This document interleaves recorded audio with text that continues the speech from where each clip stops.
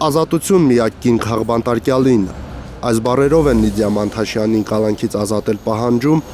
դատախազության առաջ անժամկետ նստածույց անող քաղաքացիները։ Չակերտավորասա ժողովրդավար կոչվող պետությունում կա կին քաղբանտարկյալ։ Համոզված է Արման Պետրոսյանը, Լիդիային առաջադրված ահաբեկչություն նախապատրաստելու մեղադրանքը կեղծ է։ Շինծու է, քանի որ ռեալ մեղադրանք չկա Լիդիայի վրա։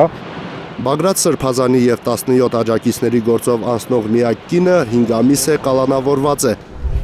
Անցած շաբաթ դատավոր Կարեն Ֆարխոյանը նրա կալանքը եւս 3 ամսով երկարաձգելու որոշում կայացրեց, մերժելով այլընտրանքային խափանման միջոց կիրառելու փաստաբանի միջնորդությունը։ Լիդիայի ազատության պահանջով 44-օրյա պատերազմի մասնակից Արման Պետրոսյանի սկսած նստածույցին ընկերներն են միացել։ Անարդարության դեմ ենք պայքարում, ասում են տղաները, հրավիրում իրավապաշտպանների ուշադրությունը։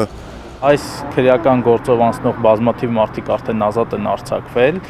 փոխվել է նրանց խափանման միջոցը ու ոչ մի նպատակ չկա, որպեսզի նրան կալանավորված պահեն։ Նստածույցի մասնակիցները համոզված են, Լիդիային անազատության մեջ պահելու իրական պատճառը քաղաքական է։ Լիդիա Մանթաշյանը դատարանում է հայտարարել, անազատության մեջ է իշխանության վրեժխնդրության պատճառով։ Իր միջոցով որոշ պաշտոնյաների վերաբերյալ տեղեկություն է հայտնի դարձել։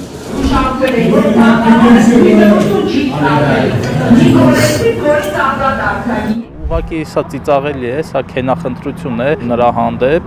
ու ես կոչ եմ անում նաև հասարակական կազմակերպություններին, ովքեր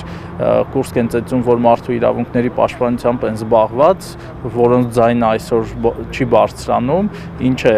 Լիդիան քաղբանտարկյալ, չի թե ուղղակի նրանց ձեռնտու չի խոսել այս թեմայի մասին։ Եթե նստածույցով չհասնենք Լիդիայի ազատ արձակմանը, հնարավոր է այլ գործողությունների մասին մտածենք, ասում են Արմանն ու ընկերները, վստահեցնում, ամեն գնով շարունակելու են արդարության համար պայքարը։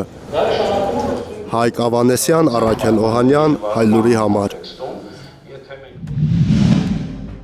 Հայաստանում ու աշխարհում տեղի ունեցող իրադարձությունների մասին առաջինն իմանալու համար բաժանորդագրվեք մեր ալիքին, սեղմեք զանգակը, որ բաց չթողնեք ամենահրատապը, կարևորն ու հետաքրքիրը։